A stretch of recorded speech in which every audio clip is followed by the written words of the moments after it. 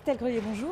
Bonjour. Vous êtes députée de Seine-Maritime. La loi NOTRe est actuellement en discussion au Sénat avant une deuxième lecture à l'Assemblée. Quelle est l'ambiance actuellement dans l'hémicycle sur cette loi? Qu'en pensent les députés?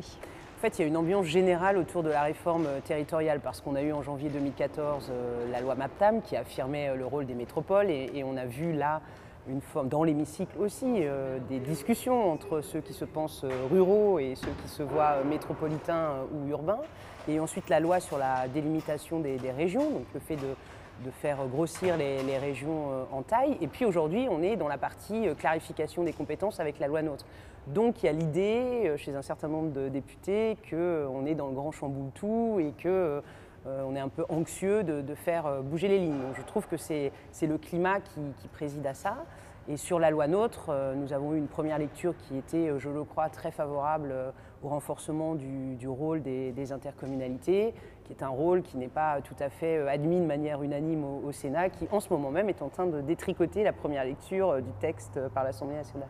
Alors justement, que pensez-vous de la place de l'interco dans le texte actuel, en tout cas celui qui a été voté à l'Assemblée? Celui qui a été voté à l'Assemblée, vraiment on est sur un schéma, un bloc local, donc commune, intercommunalité avec des compétences renforcées, des régions qui sont des pilotes et qui mettent en fait en mouvement toutes les collectivités pour créer une synergie de projets.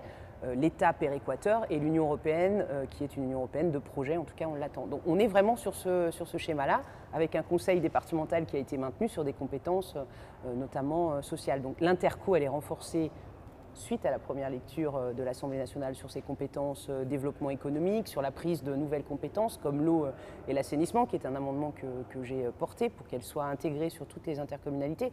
On voit bien que là, il y a une intégration plus forte des compétences et l'augmentation de la taille des intercommunalités qui fait à ce point bouger le Sénat, puisque vous savez qu'aujourd'hui, une interco ne peut pas avoir moins de 5000 habitants.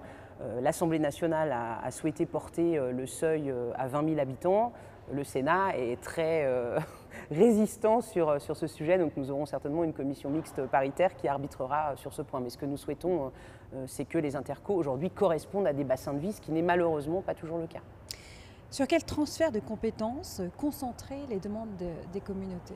Moi, je pense qu'avoir l'exclusivité de la compétence développement économique, c'est-à-dire qu'elle ne soit pas soumise à la définition de l'intérêt communautaire, sauf pour les activités commerciales, parce qu'on sait que les maires sont très attachés à cette compétence, est une vraie évolution. Sur les questions d'eau et d'assainissement, c'est important. Et moi, je crois qu'il faut vraiment que l'État accentue ses incitations à la mise en place des PLUI, parce qu'on sait qu'une fois qu'on a l'urbanisme, la compétence eau et assainissement et la compétence développement économique, alors on peut envisager des vrais projets de territoire. Moi, je trouve que sur la question de l'urbanisme, nous sommes souvent un peu en retrait. C'est un vrai point sur lequel il faut de nouveau insister dans la loi NOTRe, même si nous savons que c'est une ligne rouge avec le Sénat. Donc vous attendez le retour du texte à l'Assemblée? Nous attendons le retour du texte à l'Assemblée. Nous savons qu'il y aura beaucoup de travail et de nombreux amendements déposés pour rétablir le sens que nous avons souhaité donner, la majorité des députés, à cette loi NOTRe, qui peut être une grande loi, une grande réforme territoriale et surtout qui peut être une grande loi pour les intercommunalités.